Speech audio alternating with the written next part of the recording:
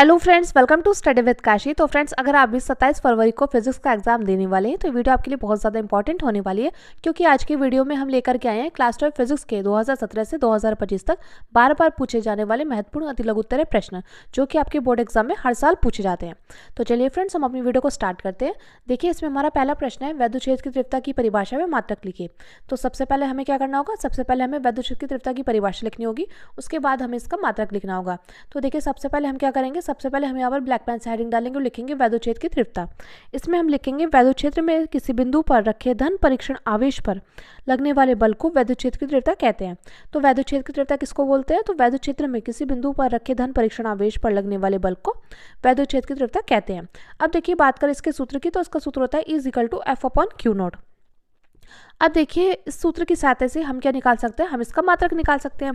तो देखिए वो कैसे, क्योंकि देखिए वैद्युत क्षेत्र की तीव्रता को किससे प्रदर्शित करते हैं, इससे प्रदर्शित करते हैं। ठीक है, अब देखिए F क्या होता है, F होता है बल और Q0 क्या है यहाँ पर आवेश। तो देखिए, हम सभी जानते हैं बल का मात्रक क्या होता है, न्यूटन होता है। और देखिए आवेश का मात्रक क्या होता है, कूलाम, यानी कि इसका मात्रक निकल करके आ गया है वैद्युत क्षेत्र की तीव्रता का मात्रक न्यूटन प्रति कूलाम।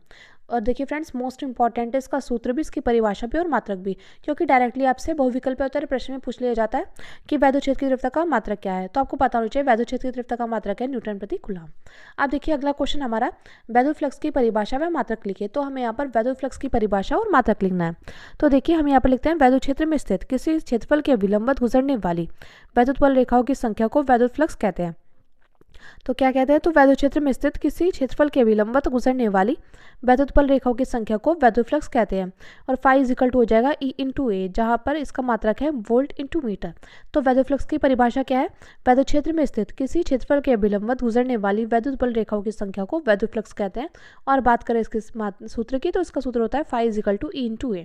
और बात करें इसके मात्रक की, तो इसका मात्रक होता है वोल्ट इंटू मीटर। अब देखिए, अगला क्वेश्चन है, वैद्युत बल संबंधी कूलाम का नियम लिखिए। तो हमें यहाँ पर वैद्युत बल संबंधी कूलाम का नियम लिखना होगा। तो सबसे पहले हम क्या करेंगे, सबसे पहले हम ब्लैक पेन से हेडिंग डालेंगे और लिखेंगे कूलाम का नियम। इसमें हम लिखेंगे, इस नियम के अनुसार दो बिंदु आवेशों के बीच लगने वाला बल उन आवेशों के गुणनफल के अनुक्रमानुपाती तथा उनके बीच की दूरी के वर्ग के व्युत्क्रमानुपाती होता है। तो कूलाम का नियम क्या है कि इस नियम के अनुसार दो बिंदु आवेशों के बीच लगने वाला बल उन आवेशों के गुणनफल के अनुक्रमानुपाती तथा उनके बीच की दूरी के वर्ग के व्युत्क्रमानुपाती होता है। यानी कि F हो जाएगा 1/4πε0 × Q1 × Q2/r²। और देखिए फ्रेंड्स, मोस्ट इंपॉर्टेंट है, देखिए कूलाम का नियम कभी कभी 1 मार्क्स, 2 मार्क्स और 3 मार्क्स और कभी कभी 5 मार्क्स में पूछ लिया जाता है। तो देखिए, मोस्ट इंपॉर्टेंट है कूलाम का नियम। तो कूलाम के नियम में क्या था कि इस नियम के अनुसार दो बिंदु आवेशों के बीच लगने वाला बल उन आवेशों के गुणनफल के अनुक्रमानुपाती तथा उनके बीच की दूरी के वर्ग के व्युत्क्रमानुपाती होता है। और बात करें इसके सूत्र की, तो इसका सूत्र होता है F = 1/4πε0 × Q1 × Q2/r²। अब देखिए, अगला क्वेश्चन हमारा, अब देखिए अगला क्वेश्चन है, कला संबंध स्रोत किसे कहते हैं। तो हम यहाँ पर लिखेंगे, ऐसे स्रोत जिनके बीच कालांतर समय के साथ नियत रहता है उसे कला संबंध स्रोत कहते हैं। तो कला संबंध स्रोत किसे कहते हैं, तो ऐसे स्रोत जिनके बीच कालांतर समय के साथ नियत रहता है उसे कला संबंध स्रोत कहते हैं। अब देखिए, अगला क्वेश्चन हमारा, प्रकाश के विवर्तन के लिए आवश्यक शर्त क्या है। तो देखिए, प्रकाश के विवर्तन के लिए अवरोध का आकार प्रकाश की तरंगदैर्घ्य की कोटि का होना चाहिए। तो प्रकाश के विवर्तन के लिए आवश्यक शर्त क्या है, प्रकाश के विवर्तन के लिए अवरोध का आकार प्रकाश की तरंगदैर्घ्य की कोटि का होना चाहिए। और अवरोध छिद्र बराबर किसके होता है, प्रकाश के तरंगदैर्घ्य के। तो ये बात आपको पता होनी चाहिए कि प्रकाश के विवर्तन के लिए अवरोध का आकार प्रकाश की तरंगदैर्घ्य की कोटि का होना चाहिए। इसके लिए यही आवश्यक शर्त है। और अवरोध छिद्र बराबर होता है प्रकाश के तरंगदैर्घ्य के। अब देखिए, अगला क्वेश्चन हमारा, दहली आवर्ती से आपके समझते हैं, जो कि मोस्ट इंपॉर्टेंट है और हर साल पूछे जाता है। तो देखिए, दहली आवर्ती से आपके समझते हैं, प्रकाश की वह न्यूनतम आवृत्ति जिसे किसी धातु पर डालने पर धातु के पृष्ठ से प्रकाश इलेक्ट्रॉन का उत्सर्जन शुरू हो जाए उसे दहलीय आवृत्ति कहते हैं। तो दहलीय आवृत्ति किसको बोलते हैं, कि प्रकाश की वह न्यूनतम आवृत्ति जिसे किसी धातु पर डालने पर धातु के पृष्ठ से प्रकाश इलेक्ट्रॉन का उत्सर्जन शुरू हो जाए उसे दहलीय आवृत्ति कहते हैं। और देखिए, बात करें इसके सूत्र की, तो इसका सूत्र होता है μ0 = C/λ0, जहाँ पर μ0 क्या है, दहलीय आवृत्ति है, C क्या है, C प्रकाश की चाल है, और प्रकाश की चाल क्या होती है, 3 × 10⁸ मीटर/सेकंड होती है। और देखिए, बात करें λ0 की, तो λ0 है दहलीय तरंगदैर्घ्य। तो देखिए फ्रेंड्स, मोस्ट इंपॉर्टेंट क्वेश्चन है दहलीय आवृत्ति। तो दहलीय आवृत्ति का आपको सूत्र अच्छे से पता होना चाहिए कि प्रकाश की वह न्यूनतम आवृत्ति जिसे किसी धातु पर डालने पर धातु के पृष्ठ से प्रकाश इलेक्ट्रॉन का उत्सर्जन शुरू हो जाए उसे दहलीय आवृत्ति कहते हैं। यानी कि μ0 = C/λ0, जहाँ पर μ0 क्या दहलीय आवृत्ति है, C प्रकाश की चाल और λ0 क्या है, तैलीय तरंगदैर्घ्य। अब देखिए अगला क्वेश्चन हमारा कार्यफलन की परिभाषा, जो कि मोस्ट इंपॉर्टेंट है। तो हम यहाँ पर लिखते हैं वह न्यूनतम ऊर्जा जो किसी धातु के पृष्ठ से इलेक्ट्रॉन का उत्सर्जन शुरू करने के लिए आवश्यक होती है, उसे कार्यफलन कहते हैं।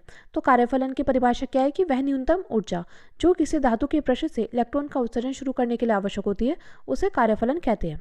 और डब्ल्यू नोट हो जाएगा एच न्यू नोट। तो देखिए यहाँ पर हम न्यू नोट की जगह क्या लिख सकते हैं, सी अपॉन लैम्डा नोट। तो देखिए W naught is equal to हो जाएगा H C upon lambda naught. ठीक है फ्रेंड्स, तो यहाँ पर न्यू नोट क्या है, न्यू नोट यहाँ पर दैलीय आवर्ती है, तो सी अपॉन लैम्डा नोट होता है ये। तो आप चाहे तो ये वाला सूत्र लिख करके आ जाए, ये वाला सूत्र लिख करके आ जाए, आपको दोनों में से ही पूरे मार्क्स मिलेंगे। ये वाला भी सही है और ये वाला भी सही है। ठीक है फ्रेंड्स, आप देखिए अगला मोस्ट इंपॉर्टेंट क्वेश्चन है, आइंस्टीन के प्रकाश विद्युत समीकरण को उपयुक्त प्रतीकों के साथ लिखिए। तो हमें यहाँ पर आइंस्टीन के प्रकाश विद्युत समीकरण को उपयुक्त प्रतीकों के साथ लिखना होगा। तो देखिए ये हो जाएगा हाफ एम वी स्क्वायर, और यहाँ पर वी क्या है maximum, is equal to H nu minus nu naught. तो ये हमारा आइंस्टीन के प्रकाश विद्युत समीकरण को उपयुक्त प्रतीकों के साथ लिखना था हमें। तो ये हमारा वो समीकरण हो जाएगी half M V square maximum is equal to H nu minus nu naught, जहाँ पर एम क्या है, एम द्रव्यमान है, वी मैक्सिमम क्या है, अधिकतम वेग है, और न्यू क्या है, न्यू प्रकाश की आवृत्ति है। और बात करें एच की, तो एच क्या है, एच हमारा प्लांक नियतांक है, न्यू नोट क्या है, ये फोटोन की आवृत्ति है। अब देखिए अगला क्वेश्चन हमारा, अब देखिए अगला क्वेश्चन है वैद्युत चुंबकीय प्रेरण में लेंज का नियम क्या है। तो हम यहाँ पर लिखते हैं किसी परिपथ में प्रेरित विद्युतवाहक बल अथवा प्रेरित धारा की दिशा सदैव ऐसी होती है कि वह उस कारण का विरोध करती है जिसे वह स्वयं उत्पन्न करती है, इसे लेंज का नियम कहते हैं। तो लेंज का नियम क्या होता है, किसी परिपथ में प्रेरित विद्युतवाहक बल तथा अथवा प्रेरित धारा की दिशा सदैव ऐसी होती है कि वह उस कारण का विरोध करती है जिससे वह स्वयं उत्पन्न होती है, इसे ही लेंज का नियम कहते हैं। तो ये बात आपको पता होनी चाहिए, और लेंज का नियम मोस्ट इंपॉर्टेंट है। तो लेंज का नियम क्या था कि किसी परिपथ में प्रेरित विद्युतवाहक बल अथवा प्रेरित धारा की दिशा सदैव ऐसी होती है कि वह उस कारण का विरोध करती है जिसमें स्वयं उत्पन्न करती है, इसे हम लेंज का नियम कहते हैं। अब देखिए अगला मोस्ट इंपॉर्टेंट क्वेश्चन हमारा स्वप्रेरण गुणांक क्या है। तो हम यहाँ पर लिखेंगे स्वप्रेरण गुणांक। तो किसी कुंडली का स्वप्रेरण गुणांक उस प्रेरित विद्युतवाहक बल के संख्यात्मक मान के बराबर होता है। क्या होता है स्वप्रेरण गुणांक, तो किसी कुंडली का स्वप्रेरण गुणांक उस प्रेरित विद्युतवाहक बल के संख्यात्मक मान के बराबर होता है, जो कि उसी कुंडली में धारा परिवर्तन की दर एकांक होने पर उत्पन्न होता है। क्या होता है स्वप्रेरण गुणांक, किसी कुंडली का स्वप्रेरण गुणांक उससे प्रेरित विद्युतवाहक बल के संख्यात्मक मान के बराबर होता है, जो कि उसी कुंडली में धारा परिवर्तन की दर एकांक होने पर उत्पन्न होता है। यानी कि L इजिकल टू होता है minus E upon lambda I into upon lambda T. ये आप चाहे तो इसको लिख सकते हैं L equal to minus E upon D I upon D T. तो बात करें स्वप्रेरण गुणांक की मात्रा की, तो इसका मात्रक होता है हेनरी। और देखिए फ्रेंड्स, कई बार आपसे बहुविकल्पीय उत्तर प्रश्न में पूछा जाता है कि स्वप्रेरण गुणांक का मात्रक क्या है, तो आपको पता होना चाहिए स्वप्रेरण गुणांक का मात्रक क्या होता है, हेनरी होता है। ठीक है फ्रेंड्स, अब देखिए अगला क्वेश्चन हमारा ट्रांसफार्मर किस सिद्धांत पर कार्य करता है, इसका परिणमन अनुपात लिखिए। तो हमें यहाँ पर लिखना होगा ट्रांसफार्मर किस सिद्धांत पर कार्य करता है। तो देखिए बात करें ट्रांसफार्मर की, तो ट्रांसफार्मर अनोन्य प्रेरण सिद्धांत पर कार्य करता है। किस पर कार्य करता है, तो ट्रांसफार्मर अनोन्य प्रेरण सिद्धांत पर कार्य करता है। और इसका परिणमन अनुपात क्या है, इसका परिणमन अनुपात है ट्रांसफार्मर में द्वितीयक कुंडली में फेरों की संख्या तथा प्राथमिक कुंडली में फेरों की संख्या के अनुपात को परिणमन अनुपात कहते हैं। तो ट्रांसफार्मर किस सिद्धांत पर कार्य करता है, तो ट्रांसफार्मर अनोन्य प्रेरण के सिद्धांत पर कार्य करता है। और इसका परिणमन अनुपात क्या होता है, इसका परिणमन अनुपात ट्रांसफार्मर में द्वितीयक कुंडली में फेरों की संख्या तथा प्राथमिक कुंडली में फेरों की संख्या के अनुपात को परिणमन अनुपात कहते हैं। यानी कि R इजिकल टू होता है NS अपॉन NP। मैं उम्मीद करती हूँ फ्रेंड्स आपको ये क्वेश्चन अच्छे से समझ में आ रहे होंगे। तो देखिए ट्रांसफार्मर किस सिद्धांत पर कार्य करता है, और ये क्वेश्चन में डायरेक्टली बहुविकल्पीय उत्तर प्रश्न में पूछा गया है। तो ट्रांसफार्मर अनोन्य प्रेरण सिद्धांत पर कार्य करता है, इस बात का आपको पता होना चाहिए। अब देखिए अगला क्वेश्चन हमारा, अब देखिए अगला क्वेश्चन है आवेशों के बीच लगने वाले बल की सहायता से वैद्युशीलता का विमेय सूत्र निकालिए। तो देखिए फ्रेंड्स, ये मोस्ट इंपॉर्टेंट क्वेश्चन है, हर साल पूछे जाता है। तो देखिए आवेशों के बीच लगने वाले बल की सहायता से वैद्युशीलता का विमेय सूत्र निकालना है हमें। तो हम यहाँ पर लिखेंगे सबसे पहले कूलाम के नियम से, और हम सभी जानते हैं कूलाम का नियम क्या होता है, F is equal to 1/4πε0 into Q1 into Q2 upon में R²। ये होता है कूलाम का नियम। ठीक है फ्रेंड्स, अब देखिए हमें क्या निकालना है, हमें निकालना है वैद्युशीलता का विमेय सूत्र, यानी कि हमें निकालना है एप्सिलॉन नॉट का। किसका निकालना है, एप्सिलॉन नॉट का निकालना है। तो हम क्या करेंगे, हम इनकी क्रॉस मल्टीप्लाई कर देंगे। तो जब हम इसकी क्रॉस मल्टीप्लाई करेंगे तो इसकी गुणा इसमें हो जाएगी और इसकी गुणा इसमें। तो ये हो जाएगा 4πε0 into R² into F is equal to Q1 into Q2। और हमें किसका निकालना है, एप्सिलॉन नॉट, यानी कि विद्युशीलता का विमेय सूत्र निकालना है। तो हम निकालेंगे epsilon naught equal to Q1 into Q2 upon में F इंटू R²। ठीक है फ्रेंड्स, अब यहाँ पर देखिए एप्सिलॉन नॉट क्या हो जाएगा, ये क्या है आवेश, तो आवेश का मात्रक क्या होता है कूलाम, तो ये हो जाएगा कूलाम इंटू कूलाम अपॉन में एफ क्या है, एफ है बल, तो बल का मात्रक क्या होता है न्यूटन, और देखिए आर क्या है, आर है दूरी, तो इसका मात्रक होता है मीटर, और यहाँ पर आर स्क्वायर तो हो जाएगा मीटर स्क्वायर। अब देखिए कई बार आपसे विद्युतशीलता का सूत्र का मात्रक भी पूछ लिया जाता है, तो आपको पता होना चाहिए कि विद्युतशीलता का जो सूत्र है वो कैसे निकालते हैं। तो विद्युतशीलता का सूत्र और मात्रक, यानी कि मात्रक क्या निकल कर आया इसका कूलाम स्क्वायर प्रति न्यूटन इंटू मीटर स्क्वायर, तो आपको विद्युतशीलता का मात्रक अच्छे से पता होना चाहिए, इसका मात्रक हमने किस प्रकार से निकाला है। और बात करें इसके विमेय सूत्र की, आपको इसका विमेय सूत्र भी अच्छे से पता होना चाहिए, क्योंकि कई बार डायरेक्टली आपसे बहुविकल्पीय प्रश्न में पूछा जाता है कि वैद्युतशीलता का विमेय सूत्र क्या है या वैद्युतशीलता का मात्रक क्या है, तो आपको पता होना चाहिए कि वैद्युतशीलता का मात्रक कूलाम स्क्वायर प्रति न्यूटन इंटू मीटर स्क्वायर है। और बात करें इसके विमेय सूत्र की, तो देखिए आवेश, आवेश का मात्रक क्या होता है, आवेश का विमेय सूत्र ये होता है Q equal to I into T, ये इसका सूत्र होता है। तो हम ये आई की क्या है, आई धारा है, तो धारा की जगह हम लिख सकते हैं ए, तो ये हो जाएगा ए टी, तो हो जाएगा ए स्क्वायर टी स्क्वायर अपॉन, और देखिए न्यूटन यानी कि बल का विमेय सूत्र क्या होता है एम एल टी की पावर -2, और देखिए दूरी का होता है एल स्क्वायर। तो जब हम इसको सॉल्व करेंगे यानी कि एप्सिलॉन नॉट का विमेय सूत्र निकल करके आ जाएगा हमारा m की पावर -1 l की पावर -3 t की पावर 4 a स्क्वायर। मैं उम्मीद करती हूँ फ्रेंड्स आपको अच्छे समझ में आ गया होगा। अब देखिए अगला क्वेश्चन हमारा गॉस के प्रमेय लिखिए। तो देखिए फ्रेंड्स मोस्ट इंपॉर्टेंट क्वेश्चन है। अब देखिए यहाँ से यहाँ पर ये क्वेश्चन अति लघुत्तर प्रश्न में, तो अति लघुत्तर प्रश्न में आपसे जब भी ये क्वेश्चन पूछेगा तो आप बस इतना ही उत्तर लिख करके आएंगे, तभी आपको पूरे में से पूरे मार्क्स मिलेंगे। ठीक है फ्रेंड्स, क्योंकि गॉस की प्रमेय ये 1 नंबर में पूछी जाती है, 3 नंबर में पूछी जाती है और 5 नंबर में पूछी जाती है। ये ऐसा क्वेश्चन है जो कि ट्रेंडिंग क्वेश्चन है, जो कि हर साल पूछे जाता है। तो देखिए गॉस की प्रमेय लिखनी है हमें, तो हम यहाँ पर लिखते हैं गॉस की प्रमेय के अनुसार किसी बंद पृष्ठ से गुजरने वाला कुल विद्युत फ्लक्स उस पृष्ठ पर लगे कुल आवेश का 1/ε0 गुना होता है। तो गॉस की प्रमेय क्या है, गॉस की प्रमेय के अनुसार किसी बंद पृष्ठ से गुजरने वाला कुल विद्युत फ्लक्स उस पृष्ठ पर लगे कुल आवेश का 1/ε0 गुना होता है, यानी कि फाई इजिकल टू हो जाएगा 1/ε0 इंटू क्यू, यानी कि हम इसको लिख सकते हैं phi equal to Q upon epsilon naught. अब देखिए अगला क्वेश्चन हमारा रेखीय पृष्ठ घनत्व क्या है, तो हम यहाँ पर रेखीय पृष्ठ घनत्व क्या है इसके बारे में बताना है। तो हम यहाँ पर लिखते हैं किसी तार की प्रति एकांक लंबाई पर वितरित आवेश की मात्रा को रेखीय पृष्ठ घनत्व कहते हैं। तो रेखीय पृष्ठ घनत्व किसे कहते हैं, किसी तार की प्रति एकांक लंबाई पर वितरित आवेश की मात्रा को रेखीय पृष्ठ घनत्व कहते हैं। और देखिए बात करें इसके सूत्र की, तो इसका सूत्र होता है lambda equal to Q upon L. क्या होता है रेखीय पृष्ठ घनत्व का सूत्र, lambda equal to Q upon L. और बात करें इसके मात्रक की, तो मात्रक होता है इसका कूलाम प्रति मीटर। मैं उम्मीद करती हूँ फ्रेंड्स आपको ये क्वेश्चन अच्छे समझ में आ रहे होंगे। अब देखिए अगला क्वेश्चन हमारा, अगला क्वेश्चन है विभव प्रवणता किसे कहते हैं। तो देखिए हम यहाँ पर लिखेंगे कि बिंदु आवेश के कारण वैद्युत क्षेत्र की दिशा में दूरी परिवर्तन के साथ विभव में परिवर्तन की दर को विभव प्रवणता कहते हैं। तो विभव प्रवणता किसे कहते हैं, बिंदु आवेश के कारण वैद्युत क्षेत्र की दिशा में दूरी परिवर्तन के साथ विभव में परिवर्तन की दर को विभव प्रवणता कहते हैं। और विभव प्रवणता बराबर होता है विभव परिवर्तन अपॉन दूरी परिवर्तन। तो विभव प्रवणता किसे कहते हैं, तो बिंदु आवेश के कारण वैद्युत क्षेत्र की दिशा में दूरी परिवर्तन के साथ विभव में परिवर्तन की दर को विभव प्रवणता कहते हैं। और बात करें विभव प्रवणता के सूत्र की, तो इसका सूत्र होता है विभव प्रवणता बराबर विभव परिवर्तन अपॉन दूरी परिवर्तन, यानी कि विभव प्रवणता बराबर हो जाएगा -ΔV अपॉन ΔX। अब देखिए अगला क्वेश्चन हमारा वैद्युत विभव की परिभाषा मात्रक व विमा लिखिए, जो कि मोस्ट इंपॉर्टेंट है और हर साल पूछे जाता है। तो देखिए वैद्युत विभव की परिभाषा लिखनी है, मात्रक लिखना है और विमा लिखनी है। तो हम यहाँ पे लिखते हैं एकांक धन परीक्षण आवेश को अनंत से वैद्युत क्षेत्र के भीतर किसी बिंदु तक लाने में किया गया कार्य वैद्युत विभव कहलाता है। तो वैद्युत विभव क्या होता है, एकांक धन परीक्षण आवेश को अनंत से वैद्युत क्षेत्र के भीतर किसी बिंदु तक लाने में किया गया कार्य वैद्युत विभव कहलाता है। अब यहाँ पर देखिए कोई एक बिंदु है जिसको मान लेते हैं अनंत, तो अनंत से वैद्युत क्षेत्र के भीतर किसी बिंदु तक लाने में किए गए कार्य को क्या कहते हैं, वैद्युत विभव कहते हैं। और बात करें इसके सूत्र की, तो इसका सूत्र होता है V equal to W upon Q naught. क्या होता है इसका सूत्र, इसका सूत्र होता है V equal to W upon Q naught. देखिए बात करें इसके मात्रक की, मात्रक होता है कार्य का मात्रक होता है जूल, और देखिए आवेश का मात्रक होता है कूलाम, तो यानी कि इसका वैद्युत विभव का मात्रक हो जाएगा जूल प्रति कूलाम। और देखिए बात करें इसके विमेय सूत्र की, तो इसका विमेय सूत्र हो जाएगा ml स्क्वायर टी की पावर -3 ए की पावर -1। तो वैद्युत विभव का विमेय सूत्र क्या हो गया, ml स्क्वायर टी की पावर -3 ए की पावर -1। अब देखिए अगला क्वेश्चन हमारा, यदि दो आवेशित कणों के बीच की दूरी आधी कर दी जाए तो उनके बीच लगने वाले बल पर क्या प्रभाव पड़ेगा, जो कि मोस्ट इंपॉर्टेंट है और हर साल पूछा जाता है। तो देखिए यदि दो आवेशित कणों के बीच की दूरी आधी कर दी जाए तो उनके बीच लगने वाले बल पर क्या प्रभाव पड़ेगा, तो हम यहाँ पर लिखेंगे कूलाम के नियम से। तो हम यहाँ पर लिख देंगे F is equal to 1/4πε0 into Q1 into Q2 upon R square, तो इसको हम मान लेंगे समीकरण नंबर 1।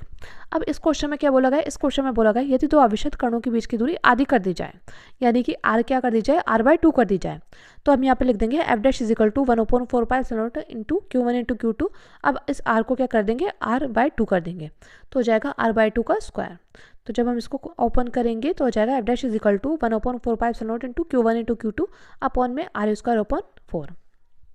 अब ये जो 4 है ये आ जाएगा ऊपर, तो हम चाहे तो इसको लिख सकते हैं f dash is equal to 4 और ब्रैकेट में 1/4 into Q1 into Q2 upon r square.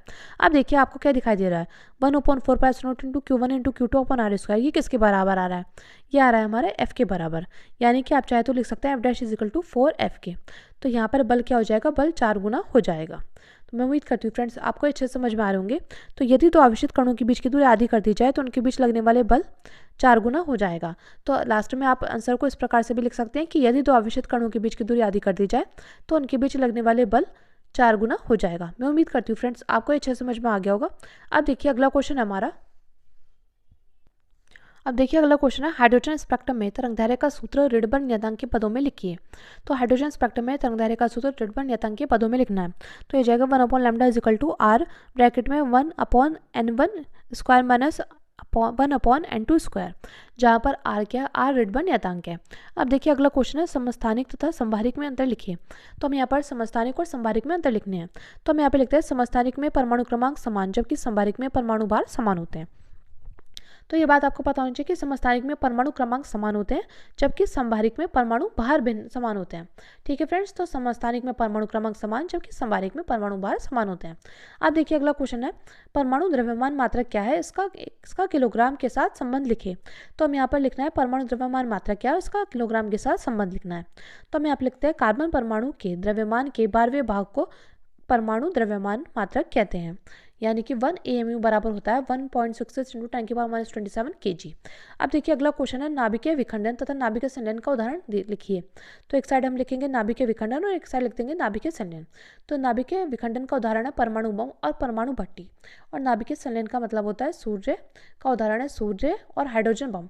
अब देखिए फ्रेंड्स डायरेक्टली आपसे पूछा जाता है बहुविकल्पित प्रश्न में कि नाभिकीय विखंडन का उदाहरण है सूर्य, हाइड्रोजन बम है, परमाणु बम है, परमाणु भट्टी है, तो आपको पता होना चाहिए कि नाभिकीय विखंडन के उदाहरण क्या क्या है। तो नाभिकीय विखंडन के उदाहरण है परमाणु बम और परमाणु भट्टी, और नाभिकीय संलयन के उदाहरण है सूर्य और हाइड्रोजन बम। ये बात आपको अच्छे से पता होना चाहिए। अब देखिए अगला क्वेश्चन हमारा एन टाइप तथा पी टाइप अर्धचालकों में आवेशवाहक कौन कौन से होते हैं। तो देखिए बात करें एन टाइप में इलेक्ट्रॉन तथा पी टाइप में कोटर होते हैं। क्या होते हैं एन टाइप तथा पी टाइप अर्धचालकों में आवेशवाहक कौन कौन से होते हैं। तो देखिए एन टाइप में इलेक्ट्रॉन तथा पी टाइप में कोटर होते हैं। अब देखिए अगला क्वेश्चन है हमारा, अब देखिए अगला क्वेश्चन है पूर्ण आंतरिक परावर्तन के उदाहरण लिखिए। तो हम यहाँ पर पूर्ण आंतरिक परावर्तन के उदाहरण लिखने हैं। तो पूर्ण आंतरिक परावर्तन के उदाहरण निम्न है। एक तो हीरे का चमकना, दूसरा है प्रकाशिक तंतु और तीसरा है कांच में पड़ी दरार का चमकना। अब देखिए अगला क्वेश्चन हमारा किसी प्रिज्म के पदार्थ के अपवर्तनांक का सूत्र अल्पतम विचलन कोण एवं प्रिज्म कोण के पदों में लिखिए। तो हम यहाँ पर लिखते हैं n is equal to sine a plus sigma m upon 2 upon sine a/2, जहाँ n अपवर्तनांक है, a प्रिज्म कोण है, सिग्मा m क्या है, न्यूनतम विचलन कोण है। अब देखिए अगला क्वेश्चन हमारा किसी लेंस की फोकस दूरी किन किन बातों पर निर्भर करती है। तो 1/f is equal to bracket में n-1 into bracket 1/r1 minus 1/r2। तो फोकस दूरी निम्न बातों पर निर्भर करती है। तो किन किन बातों पर, एक तो अपवर्तनांक पर निर्भर करती है, दूसरी वृत्त त्रिज्या पर निर्भर करती है, तीसरी प्रकाश के रंग पर। अब देखिए अगला क्वेश्चन हमारा गोलीय अवतल पृष्ठ के लिए अपवर्तन का सूत्र लिखिए। तो गोलीय अवतल पृष्ठ के लिए अपवर्तन का सूत्र होता है n/v minus 1/u is equal to bracket में n-1/r।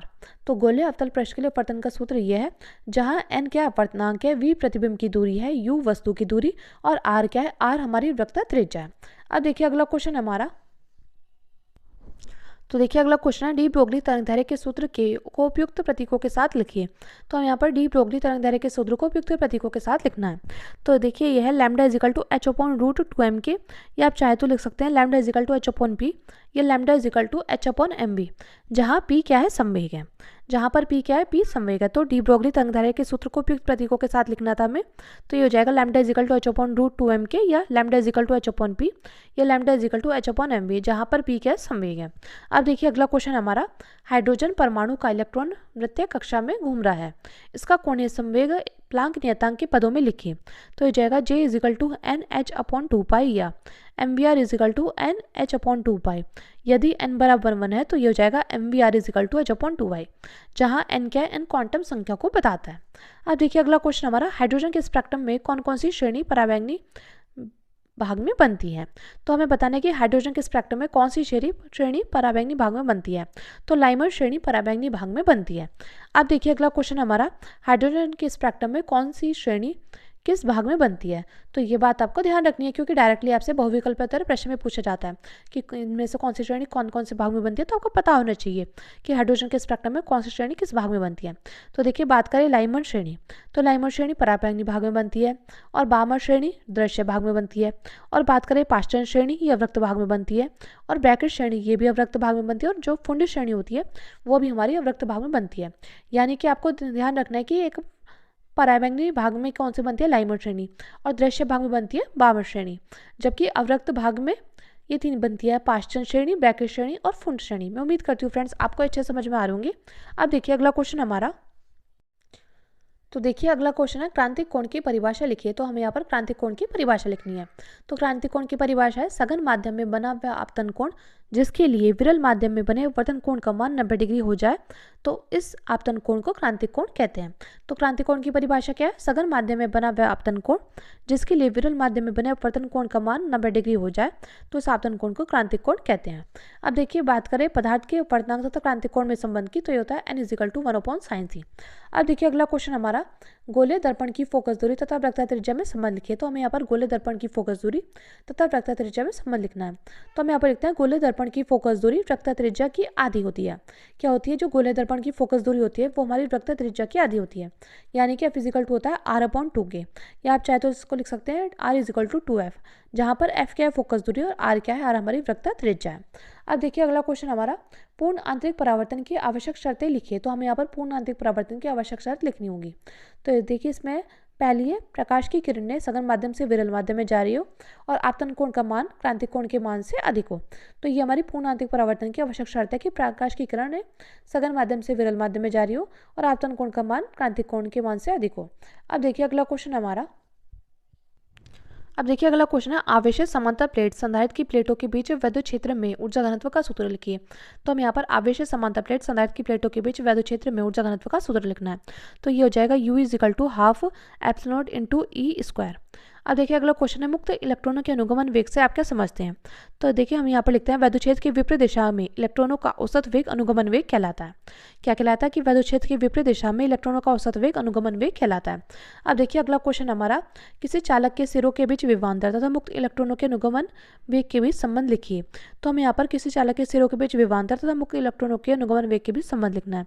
तो हम यहाँ पर लिखते हैं, विभवांतर तथा इलेक्ट्रॉनों के अनुगमन वेग संबंध। तो VD हो जाएगा EV/ml इंटू टो, इसको बोलते हैं टाउ। ये देखिए आपको टी की तरह लग रहा होगा, टी को थोड़ा सा मोड़ देते तो उसको बोलते हैं टाउ। जहाँ VD अनुगमन वेग है, E इलेक्ट्रॉन है, V विभवांतर और M द्रव्यमान और टाउ क्या है, शांति काल है। अब देखिए अगला क्वेश्चन हमारा, वैद्युत धारा तथा अनुगमन वेग के बीच संबंध लिखिए। तो हम यहाँ पर वैद्युत धारा और अनुगमन वेग के बीच संबंध लिखना है। तो वैद्युत धारा तथा अनुगमन वेग के बीच संबंध है I is equal to NEEVD, जहाँ I धारा है, A क्षेत्रफल है, N इलेक्ट्रॉन की संख्या और VD हमारा अनुगमन वेग है। अब देखिए अगला क्वेश्चन हमारा, अब देखिए अगला क्वेश्चन है, आवेशित कण के अनुगमन वेग तथा धारा घनत्व के बीच संबंध लिखिए। तो हमें यहाँ पर आवेशित कण के अनुगमन वेग तथा धारा घनत्व के बीच संबंध लिखना है। तो हम यहाँ पर लिखते हैं, अनुगमन वेग तथा धारा घनत्व में संबंध। तो ये हो जाएगा J is equal to I/A। तो हम जानते हैं I बराबर क्या होता है, NEAVD। तो हम चाहे तो लिख सकते हैं J is equal to NEAVD/A। तो J is equal to NEVD, क्योंकि A से A कैंसिल हो गए, जहाँ पर J क्या है, धारा घनत्व है। अब देखिए अगला क्वेश्चन है, ओमीय प्रतिरोध क्या है। ओमीय प्रतिरोध के लिए वोल्ट तथा धारा के बीच ग्राफ कीजिए। तो ऐसा प्रतिरोध जो ओम के नियम का पालन करता है उसे ओमीय प्रतिरोध कहते हैं। तो देखिए बात करें इसके ग्राफ की, तो इसका ग्राफ यहाँ पर V है, यहाँ पर I है, यहाँ पर O है, और इसका ग्राफ कुछ इस प्रकार से बनेगा। अब देखिए अगला क्वेश्चन हमारा, धातु किसी तार की लंबाई खींचकर दोगुनी करती जाती है तो तार का प्रतिरोध कितना हो जाएगा। अब देखिए फ्रेंड्स, ये क्वेश्चन डायरेक्टली आपसे बहुविकल्पीय प्रश्न में बहुत बार पूछा गया है। और देखिए अति लघुत्तर प्रश्न में तो पूछा ही गया है। तो धातु के किसी तार की लंबाई खींचकर दोगुनी कर दी जाती है तो तार का प्रतिरोध कितना हो जाएगा। तो हम यहाँ पर लिखेंगे यदि किसी तार की लंबाई खींचकर n गुना कर दी जाए तो नया प्रतिरोध क्या होता है, r' = n स्क्वायर इंटू पुराना प्रतिरोध, जहाँ पर n क्या है 2, क्योंकि यहाँ पर लिखा है ना दोगुनी कर दी जाए तो यहाँ पर आ गया 2, तो हो जाएगा r' = n square into r, तो हो जाएगा r' = 2 का स्क्वायर इंटू r, तो ये हो जाएगा r' = 4r, तो क्या हो जाएगा 4 गुना हो जाएगी। तो आप ये इस प्रकार से लिखेंगे कि धातु की किसी तार की लंबाई खींचकर दोगुनी कर दी जाती है तो तार का प्रतिरोध 4 गुना हो जाएगा। मैं उम्मीद करती हूँ फ्रेंड्स आपको ये क्वेश्चन अच्छे से समझ में आ रहे होंगे। अब देखिए अगला क्वेश्चन हमारा, है अल्फा कण 2He4 की बंधन ऊर्जा 7 MeV प्रति न्यूक्लियन है, तो इसकी कुल बंधन ऊर्जा क्या है। तो हम यहाँ पे लिखेंगे अल्फा कण 2He4 में कुल 4 न्यूक्लियन यानी कि 2 प्रोटॉन और 2 न्यूट्रॉन होते हैं। यदि प्रति न्यूक्लियन बंधन ऊर्जा 7 MeV है तो कुल बंधन ऊर्जा कितनी हो जाएगी, 7 MeV इंटू 4, तो हो जाएगा 28 MeV। तो इसकी कुल बंधन ऊर्जा कितनी हो गई, 28 MeV। मैं उम्मीद करती हूँ फ्रेंड्स आपको अच्छे से समझ में आ गया होगा क्वेश्चन। अब देखिए अगला हमारा मोस्ट इंपॉर्टेंट क्वेश्चन है, 4 ओम प्रतिरोध ताप को एक वृत्त के रूप में मोड़ा जाता है तो वृत्त के व्यास के सिरों के बीच प्रभावी प्रतिरोध क्या होगा। तो हमें यहाँ पर लिखना है कि 4 ओम प्रतिरोध ताप को एक वृत्त के रूप में मोड़ा जाता है तो वृत्त के व्यास के सिरों के बीच प्रभावी प्रतिरोध क्या होगा। तो देखिए यह 4 ओम का एक वृत्त का है, ठीक है। ये क्या है, 4 ओम प्रतिरोध ताप को एक वृत्त के रूप में मोड़ा जाता है तो वृत्त के व्यास के सिरों के बीच प्रभावी प्रतिरोध क्या होगा। तो देखिए, तो जब हम इसको क्या करेंगे, एक तार, ये है तार, ये क्या है, ये हमारा एक तार है। अब इस तार को क्या कर देंगे, हम इसमें मोड़ देंगे, एक वृत्त के रूप में मोड़ देंगे। तो देखिए ये कुछ इस प्रकार से हो जाएगा, यानी कि जो आई धारा प्रवाहित हो रही है ना इस 4 ओम में, तो ये कुछ इस प्रकार से मुड़ जाएगी, यानी कि 2 ऊपर आ जाएगी और 2 नीचे आ जाएगी, और इसका हम नाम देंगे R1 और R2। और देखिए हम जानते हैं कि इसका सूत्र क्या होगा, 1/r = 1/r1 + 1/r2। तो जब हम इसमें लगाएंगे तो ये हो जाएगा R1 2 है और R2 भी 2 है, तो ये जाएगा 1/r = 1/2 + 1/2, तो हो जाएगा यहाँ पर 1/r = 1 + 1/2। तो जब हम इसको काटेंगे तो ये आ जाएगा R = 1 ओम। मैं उम्मीद करती हूँ फ्रेंड्स आपको अच्छे समझ में आ रहे होंगे। अब देखिए अगला क्वेश्चन हमारा, तो अब देखिए फ्रेंड्स अगला क्वेश्चन है, प्रत्यावर्ती परिपथ में वोल्ट मीटर का पाठ्यांक 220 वोल्ट है तो विभव का शिखर मान लिखिए। तो हमें यहाँ पर विभव का शिखर मान लिखना है। तो हम यहाँ पर लिखते हैं प्रत्यावर्ती धारा परिपथ में वोल्ट मीटर द्वारा मापा गया मान वर्ग माध्य मूल मान यानी कि VRMS होता है, यानी कि VRMS कितना दिया गया है, 220 वोल्ट दिया गया है। तो शिखर मान के लिए गणना सूत्र हो जाएगा, यानी कि V0 हो जाएगा VRMS × √2, और हम सभी जानते हैं √2 का मान कितना होता है, 1.414। तो यहाँ पर हम लिख देंगे V0 = 220 गुणा 1.414, यानी कि V0 हमारा निकल कर के आ जाएगा 311 वोल्ट लगभग। अब देखिए अगला क्वेश्चन हमारा, वाटहीन धारा से क्या तात्पर्य है। तो हम यहाँ पर लिखते हैं वाटहीन धारा वह धारा है जो प्रत्यावर्ती धारा यानी कि AC परिपथ में प्रवाहित होने पर कोई औसत शक्ति क्षय नहीं करती, यानी परिपथ में ऊर्जा की खपत शून्य होती है। अब देखिए अगला क्वेश्चन हमारा, चुंबकीय द्विध्रुव आघूर्ण का सूत्र मात्रक तथा विमा लिखिए। तो हम यहाँ पर चुंबकीय द्विध्रुव आघूर्ण का सूत्र मात्रक तथा विमा लिखनी है। तो हम यहाँ पर लिखते हैं चुंबकीय द्विध्रुव आघूर्ण यानी कि M = हो जाएगा I × A के। तो और बात करें इसके मात्रक की, तो इसका मात्रक होता है एम्पेयर × मीटर स्क्वायर, ये जूल प्रति टेस्ला। और बात करें इसके विमेय सूत्र की, तो इसका विमेय सूत्र हो जाएगा L² A × A, L² A। ठीक है फ्रेंड्स, ये इसका विमेय सूत्र हो जाएगा। तो चलिए फ्रेंड्स आज की वीडियो बस इतना ही। मैं उम्मीद करती हूँ फ्रेंड्स आपको इस वीडियो से हेल्प मिली है। अगर आपको इस वीडियो से हेल्प मिली है तो प्लीज़ हमारे चैनल को सब्सक्राइब कर लीजिएगा, वीडियो को लाइक शेयर कमेंट करना मत भूलिएगा। तो चलिए फ्रेंड्स मिलते हैं नेक्स्ट वीडियो में। Thanks for watching.